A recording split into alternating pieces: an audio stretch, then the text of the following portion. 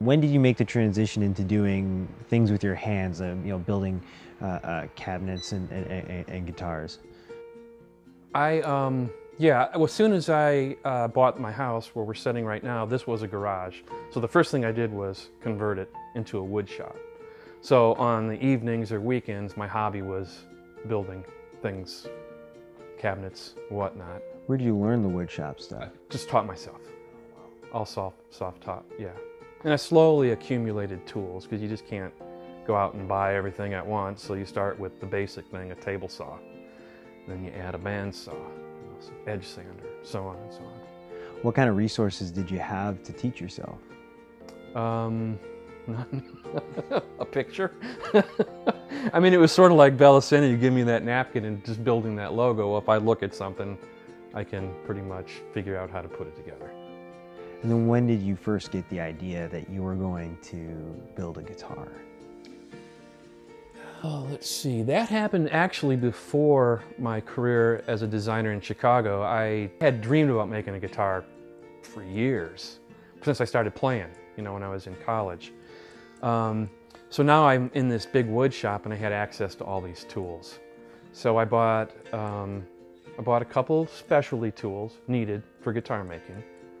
And I had an article in Fine Woodworking magazine that taught me how to bend sides. So I was ready to go. So I just, in the evenings at that place, I would go in the shop and start making guitars.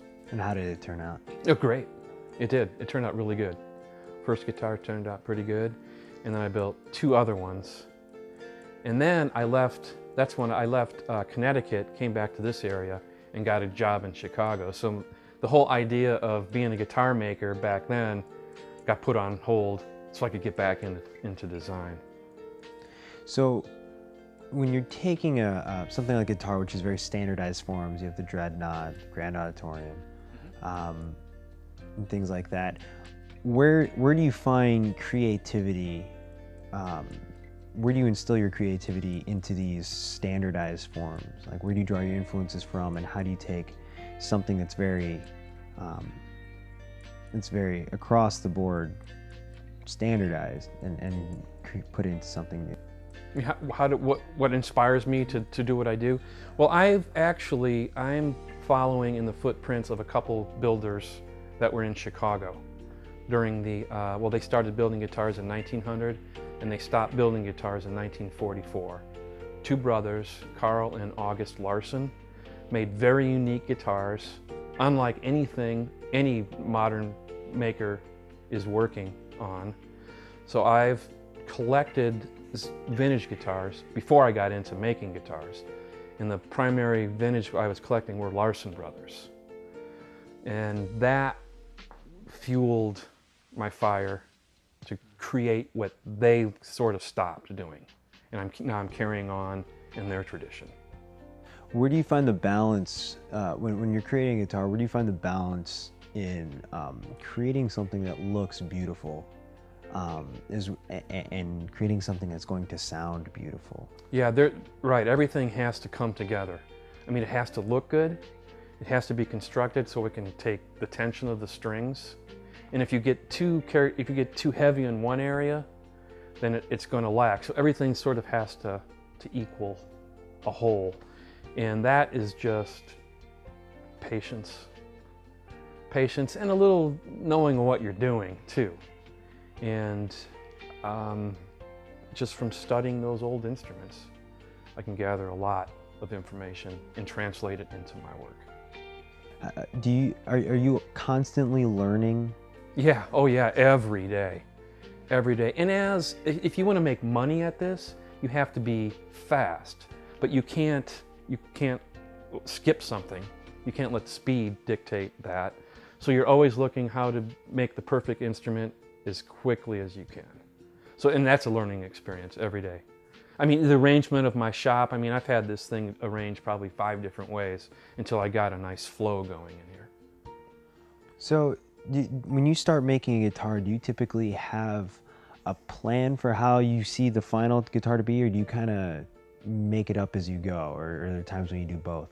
No, I don't. Pretty much, I've got it nailed from beginning to end. And I offer a lot of different models, and since they are custom-made guitars, people want their input in there. Like I offer, say what I call a Euphonon, a standard model, style 3. Well, then the customer will say, well, I want that body style, but I want pearl inlaid on the edges, and I want my name inlaid in the pickguard, and I can take it from there, from beginning to end, whatever the customer desires.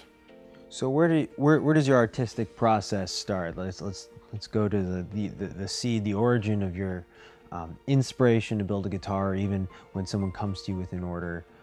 Could you take us from sort of start to finish, and how you build a guitar, the process? Oh, you mean like, well, I guess the first thing you do is you got to choose the woods. Yeah. Choose the woods, and the body style. I have molds for every body style that I do.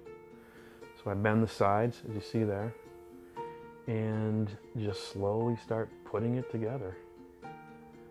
But every model has got its own unique thing going into it.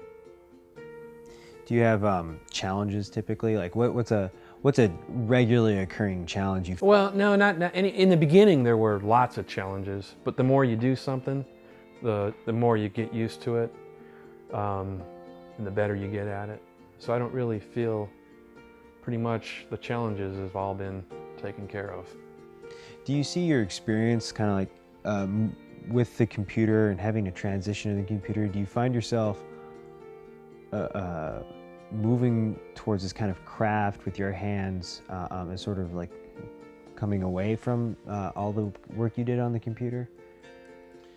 Well, I still use the computer. I use the computer a lot for doing, for sketching out patterns, for the bracing patterns on the tops and the back, and I can print out templates for inlay when I'm having inlay cut.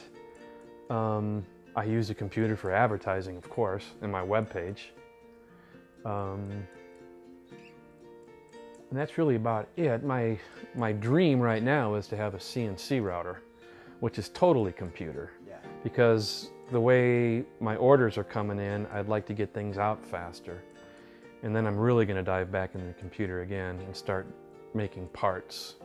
So I'll need to go back to my 3D rendering skills. So I'm looking forward to that. And you mentioned that sort of your clientele, the people, the customers you bring in, that base is growing. Do you see this as a business starting to grow, and how is this as a business going to grow? Yeah, I don't see myself I don't want to get huge. I'm a one-man shop and I want to keep it that way. So basically, I want to just be able to produce more. And where the CNC router would be like having an extra shop guy here. But I can't set hours like 9 to 5. And that's the beauty of being self-employed. Is I work and I'm in the shop 7 days a week, but some days it's 12 hours, some days it's 2 hours. And I am not tired of it yet. So this artistic process, this artistic endeavor that you have, that's also your profession. Do those two elements ever come into conflict with each other? The fact that you have to make money on the art you have to do? No, I don't really think about the money. I think about this. I know if I can build something and somebody's going to buy it, then the money part's taken care of. But I mean, I pretty much, I live my life, and this is just so much part of it. And it's just, there's such a balance going on that it's incredible. And that could be part of the success as well. What's the wildest guitar you've ever had to make, or the most challenging, or the guitar that kind of really put you through the paces? I really gotta think about that. I know, like early on, like every one of them was, because I didn't go to school to build guitars. I just needed to make a living, so I started building guitars. So that was a challenge. Some of the models that I chose to make, I have to bring in other artisans. Like the Senorita has a lot of hand engraving done on it. So the challenge was finding somebody that could pull that off and work together with me to get something done on time.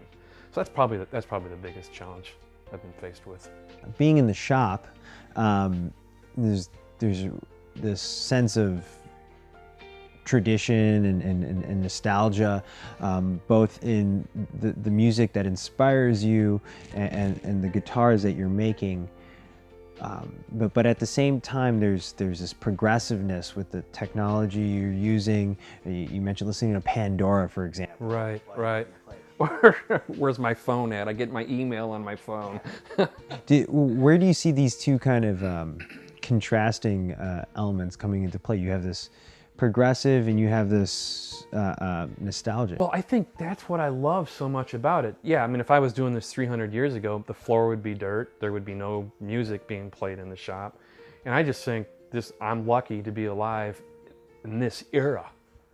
I'm bringing together technology and tradition where I couldn't do it. I mean, I couldn't have done it then. I don't know what it's going to be like, 100 years from now. But yeah, it's exciting bringing the two together. And that's where graphic design and this all just come together. Great. So is there anything, you use technology and design programs to help build the guitars, but do you see anything inherently about the acoustic guitar that's going to change as more technology comes about? There are a lot of builders who spend all their time trying to figure out how to make the best acoustic guitar. They're doing things, they're using computers to test woods, to measure woods. But the guitars that I'm building and the tradition I'm building are the guitars that were made 75 years ago that sound amazing. They're great. So I'm not going to try to change anything. I'll leave that up for those guys that want to do that kind of thing. But yeah, I mean, 75 years ago, I don't even know if they had dehumidifiers and humidifiers, and I got that, so that's a nice little bonus. But well, listen, thank you very much. Yeah, Derek. Thanks for showing us around. Thanks for the opportunity to do this. Thank you very much. Good luck to you. Great, thanks.